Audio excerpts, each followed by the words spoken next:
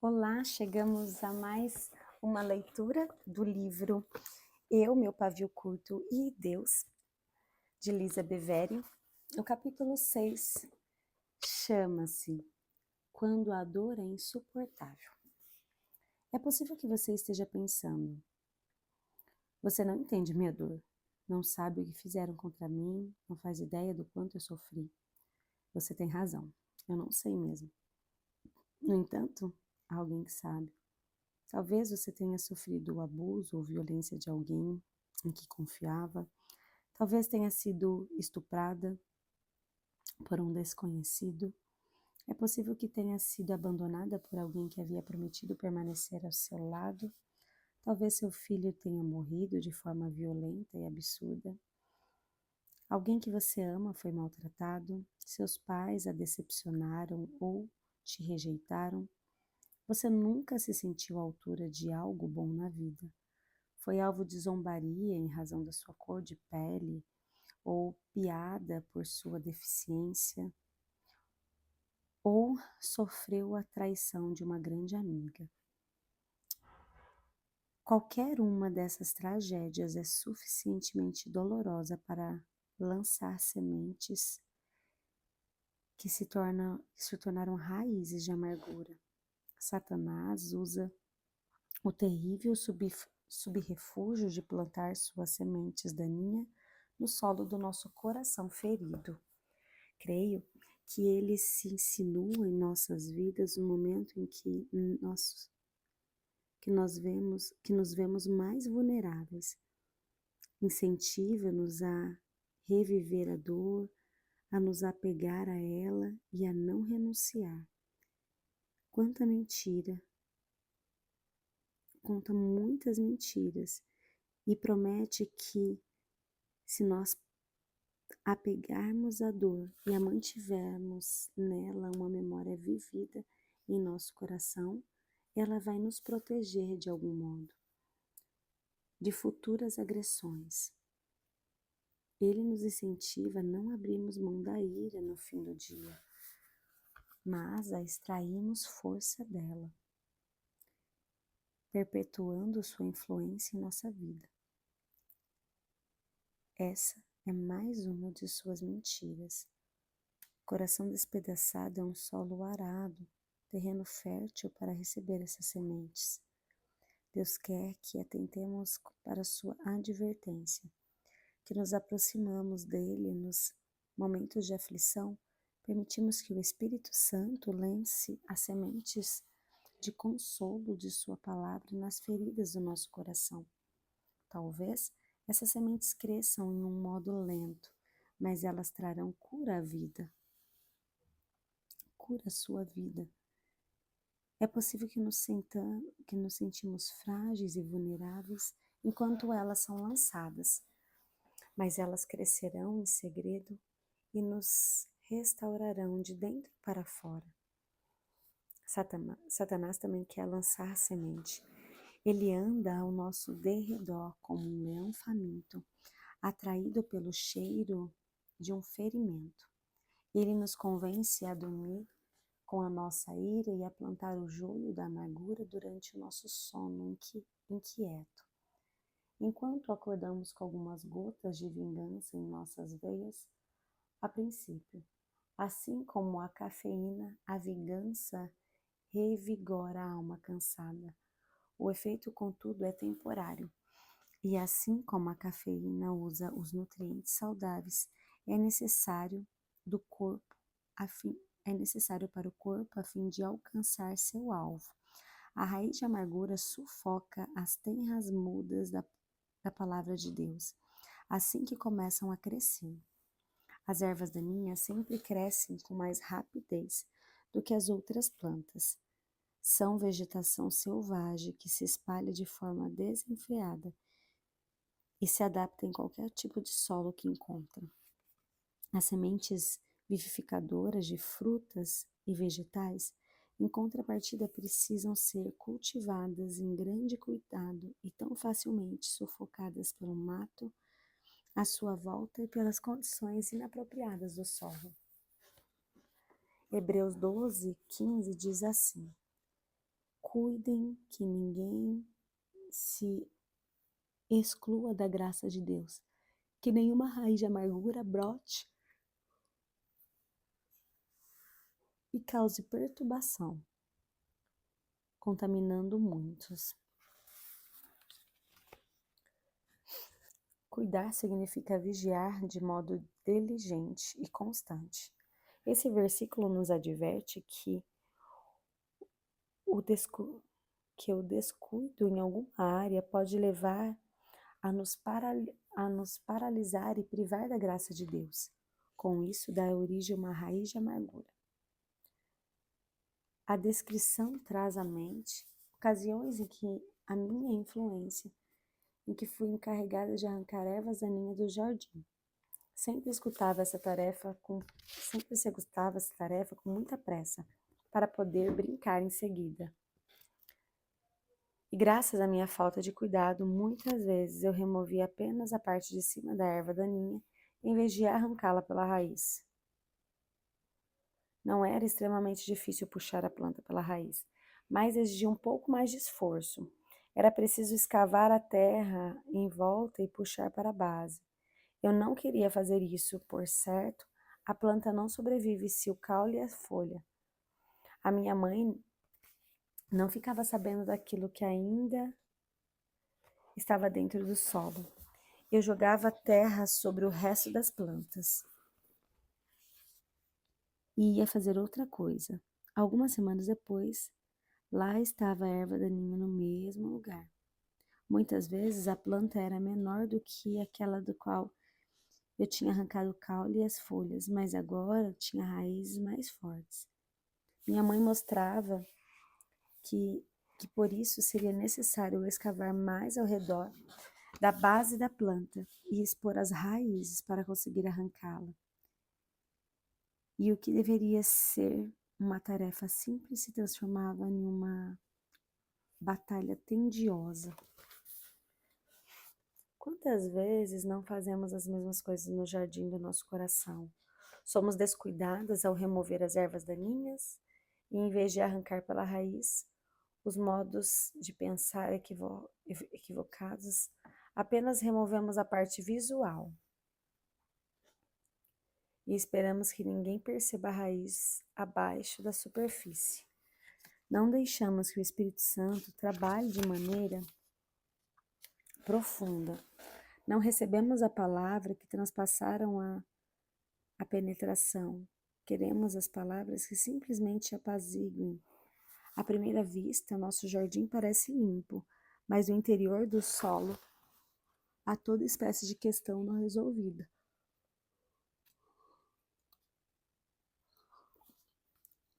As flores nos cativeiros começam a murchar e secar, mas nós persistimos em nossa conduta.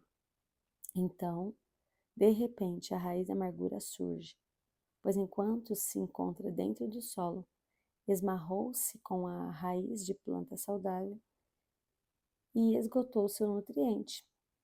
Cavamos ao redor das raízes da amargura e ficamos admirados com sua profundidade e extensão. Temos de usar luvas para puxá-las com todas as forças. Cuidado para nos aproximar cada vez mais da base, a fim de não quebrar a planta e deixar vestígios das raízes pelo solo. Ao longo desse processo, a terra é revirada e prejudica uma porção de flores ao redor. O que resta, então, é um cativeiro visivelmente bagunçado.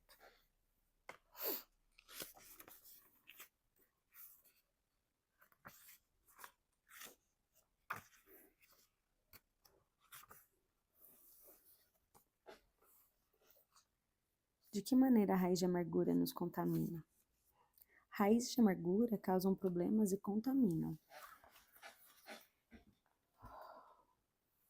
Algo outrora puro e poluído, envenenado, adulterado e corrompido. Dessa forma, o nosso coração sensível, na qual boas sementes foram plantadas com todo cuidado e permanecendo por raízes, tenazes, cheias de veneno destrutivo e amargo. Por isso, recebemos a seguinte advertência: se você de tudo que você guardar, guarde bem o seu coração, porque dele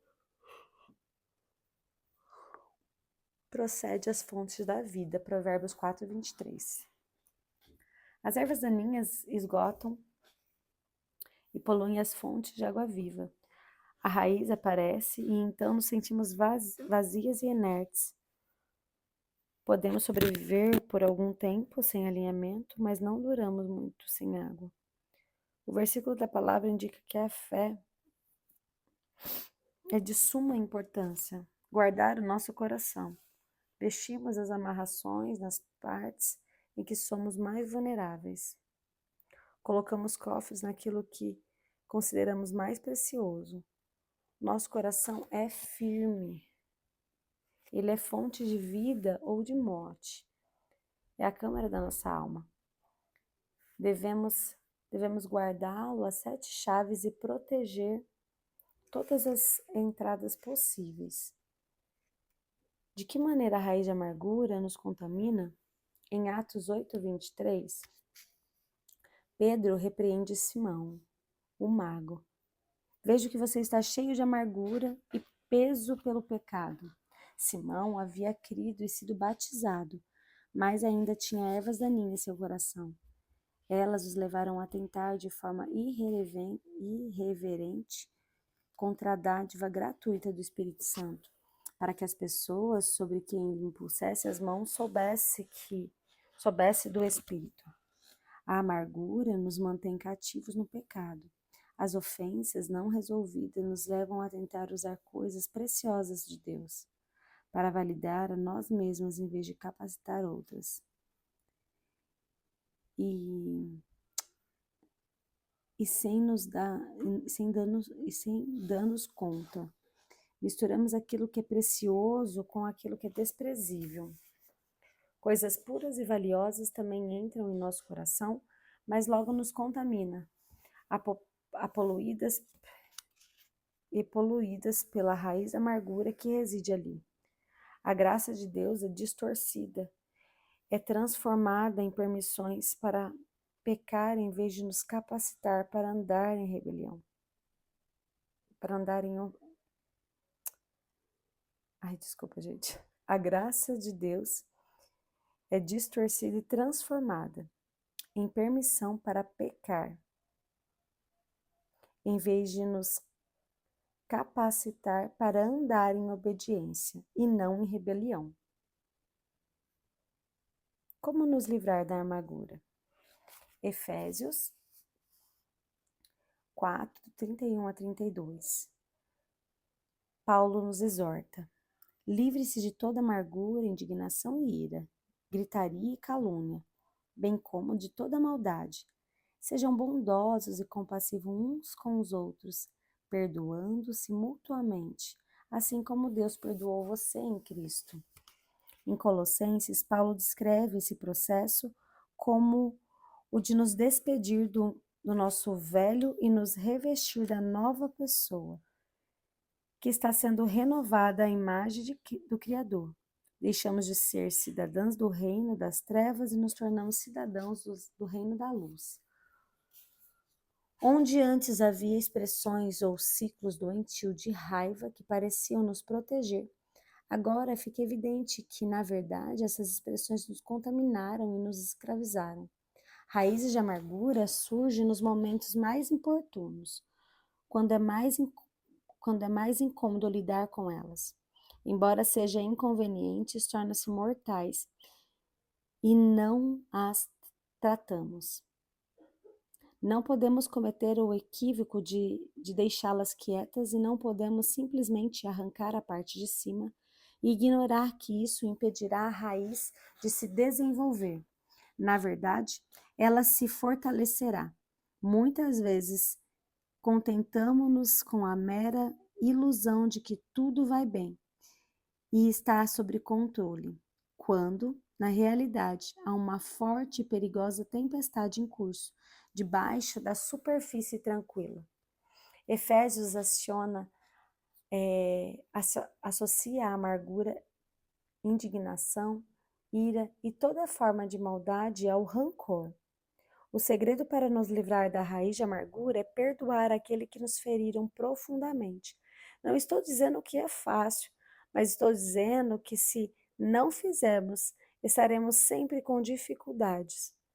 Oremos a Deus, Pai, perdoa as nossas dívidas, assim como perdoamos os nossos devedores. Mateus 6, 12. Isso significa que estamos pedindo ao Senhor que nos perdoe da mesma forma e no mesmo grau que perdoamos as outras pessoas. Essa pode ser um problema sério para muitos de nós que não perdoam com sinceridade de coração.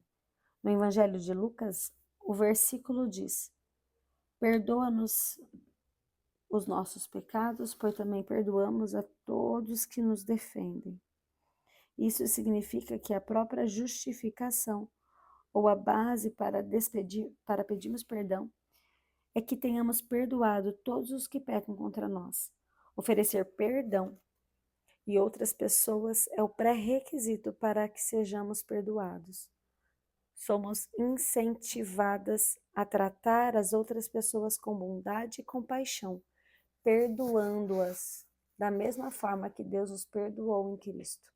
Isso significa que as liberdades total e completamente, como se devem absolutamente nada a nós. O perdão é essencial.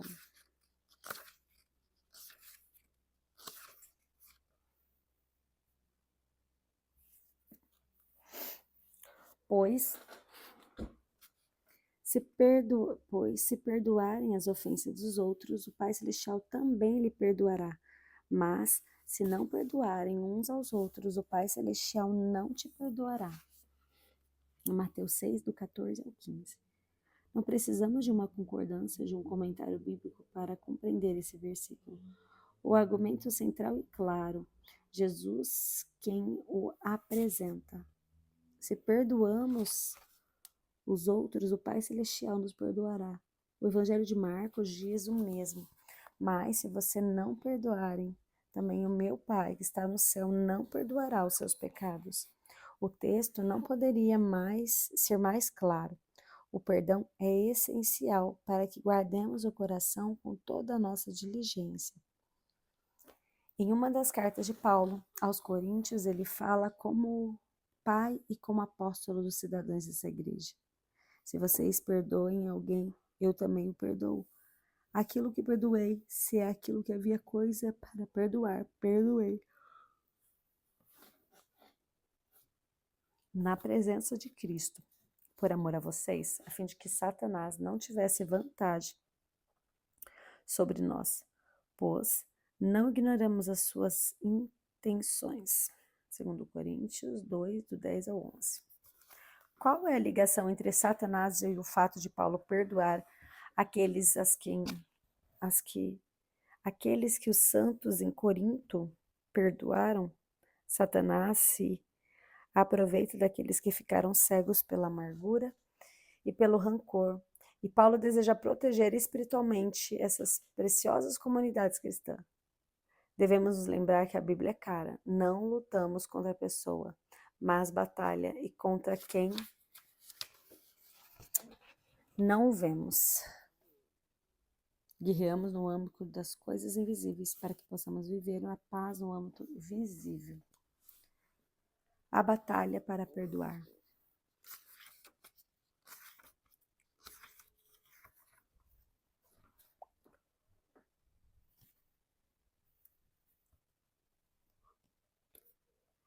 Vistam-se toda a armadura de Deus para poderem ficar firmes contra as ciladas do diabo, pois a vossa luta não é contra pessoas, mas contra os poderes e autoridades, contra os dominadores desse mundo de trevas, contra as forças espirituais do mal e das regiões celestes. Nossa verdadeira batalha não é contra quem nos magoou, mas contra o inimigo eterno da nossa alma. A passagem bíblica a seguir nos dá mais entendimento sobre regiões sombrias de rancor. Leia o texto como se fosse seu primeiro contato com ele, pois traz uma verdadeira e preciosa lição acerca do reino. Por isso, o reino dos céus é como um rei que desejava acertar contas com seu servo. Quando começou o acerto, foi trazido à sua presença. Lhe disse uma enorme quantidade de prata. Como não tinha condições de pagar, o Senhor ordenou que ele, sua mulher e seus filhos, e tudo o que ele possuísse fosse vendido para pagar a dívida. O Senhor prostou-se diante dele e implorou: Teve paciência comigo e eu lhe pagarei tudo. O Senhor daquele servo teve compaixão e cancelou a dívida a meu favor. Em nossa altura, em nossa cultura, não entendemos como os reis tinham poder sobre a vida e a morte. Contamos com mecanismos legais, como decretar falência, para escapar das nossas dívidas. Mas, por momento, colocamos-nos no lugar desse homem.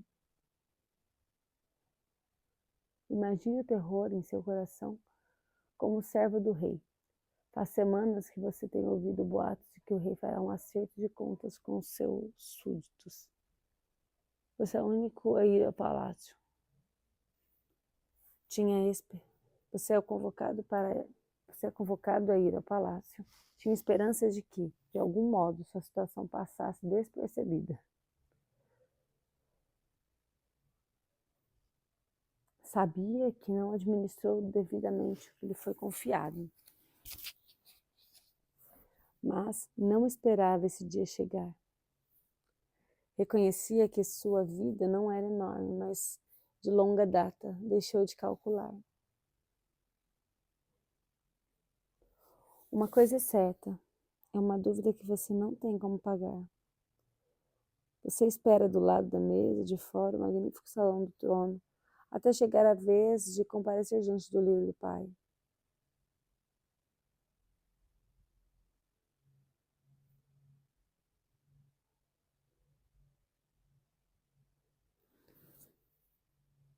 Enquanto os guardas erguem você, o rei observa e vê que você não passa de um homem desamparado e desesperado.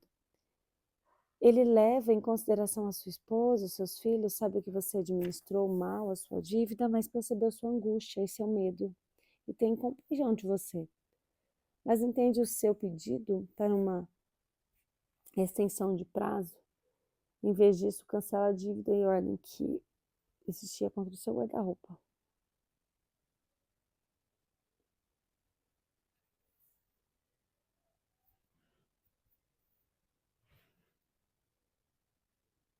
Ninguém parece saber o que fazer em seguida.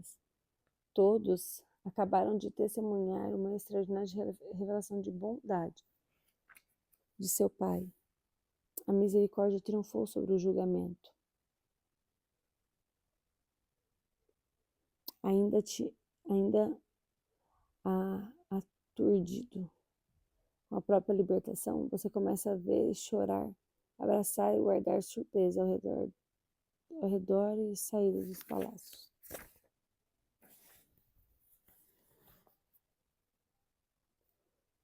Vai para casa, dá notícia à sua família e todos se alegram.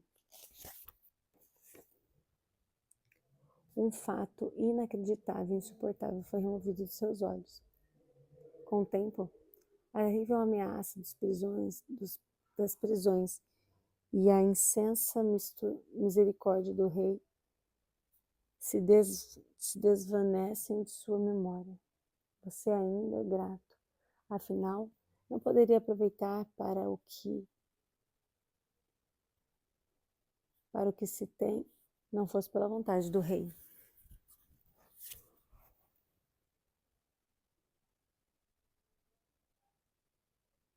Aliás, desfrutar ainda mais essas bênçãos fosse pela bondade do rei. Aliás, desfruta ainda mais uma bênção, pois agora são extremamente suas. O tempo passa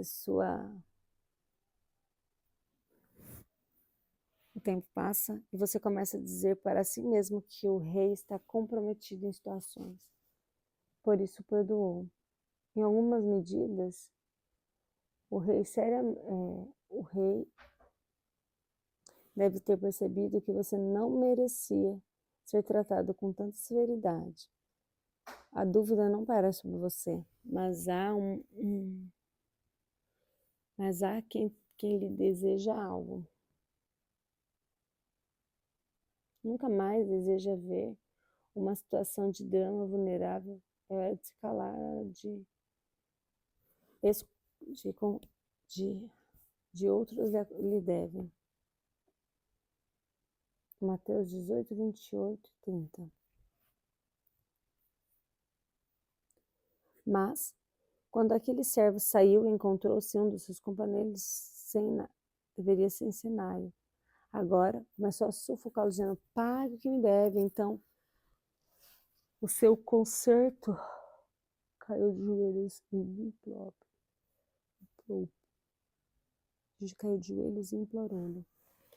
Tenha paciência comigo e eu lhe pagarei, mas ele não quis, antes e mandou buscá-lo na prisão até que passe a dívida. Não é impressionante que o colega do homem é exatamente a mesma palavra que ele usa para dirigir ao rei, ao solicitar sua permissão, e ainda assim os homens se recusam a ouvir? São apenas exigido o pagamento da dívida. Ele também agarrou o homem pelo pescoço e não teve paciência com ele. Exerceu plenamente o poder de julgamento do qual ele apropriadamente havia escapado. Teria sido muito fácil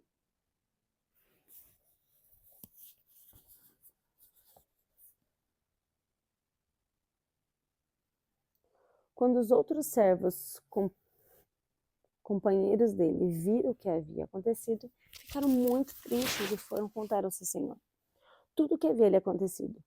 Então o senhor chamou o servo e lhe disse, servo mau, cancelei toda a sua dívida e você não cancelou a do outro. Entregou ao irado seu senhor, entregou aos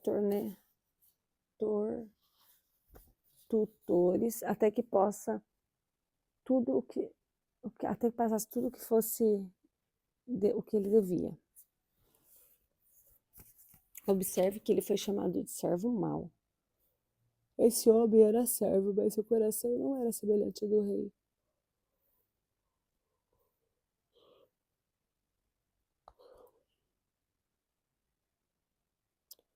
O rei tinha esperança de que sua bondade levasse aquele homem ao arrependimento e à compaixão pelas outras pessoas. Mas não foi o que aconteceu.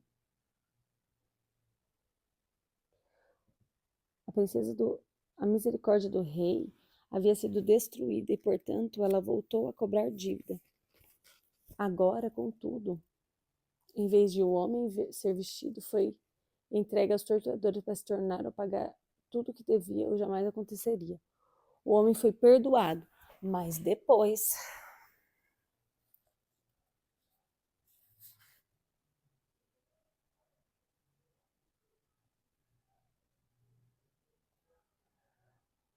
você não precisa da minha opinião. Jesus fornece voluntariamente a interpretação dessa parábola, pois deseja que a sua mensagem fique muito clara. Uma dívida impagável, o Rei, o nosso Senhor Celestial. Nós fomos os servos com a dívida impossível de pagar. E nossos irmãos e irmãs em Cristo são servos companheiros. Cada uma de nós precisa perdoar de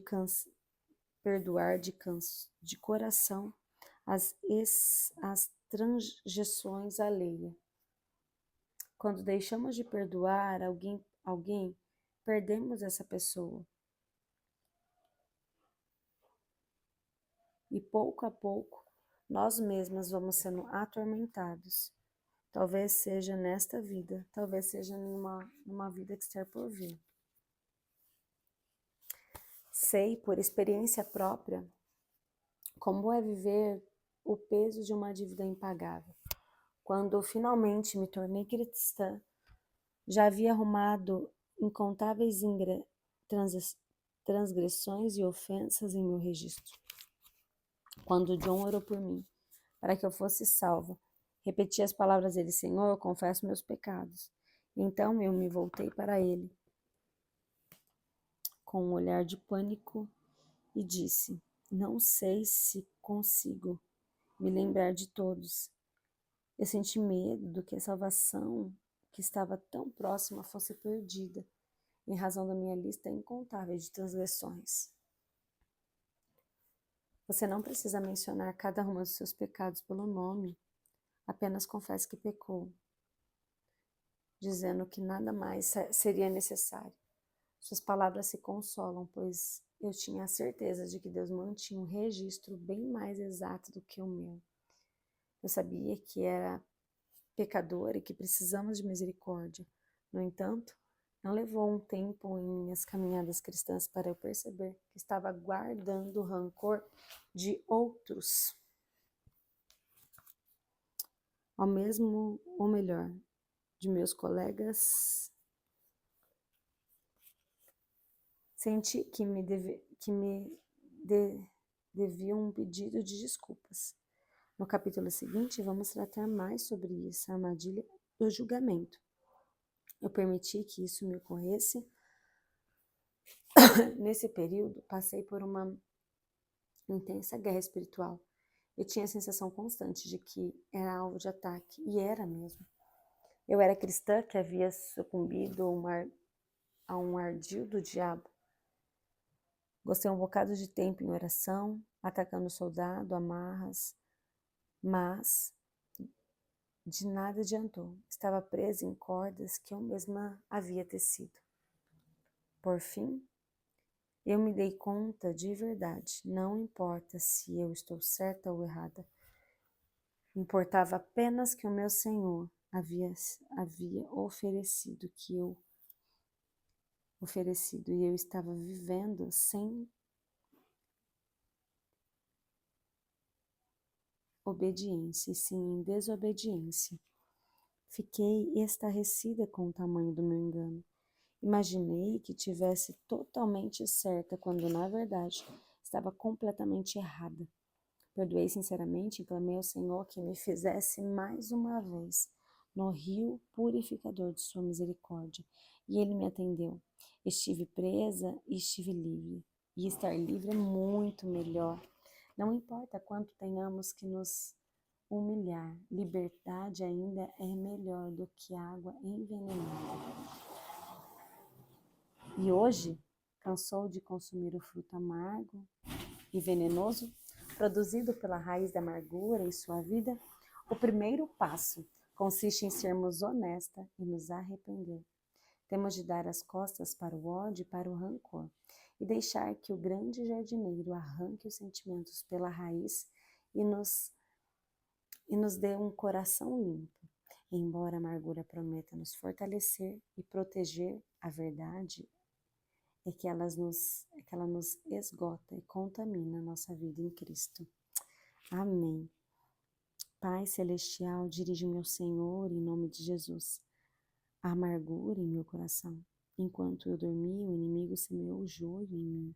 Separe as coisas preciosas das coisas que vão vir, as que dão vida, das que esgotam. Renuncio às mentiras de Satanás e todos os seus ardes da minha vida. Não cederei, mas aos seus argumentos que nos contaminam. Revele cada raiz e remova de imediato pelo seu Espírito em mim. Mostre-me a quem preciso perdoar. Em obediência, eu os liberto da prisão que criei para elas. Elas não me devem nada, nem mesmo um pedido de desculpa. Eu as coloco em suas mãos, pois somente o Senhor é o justo juiz. Amém.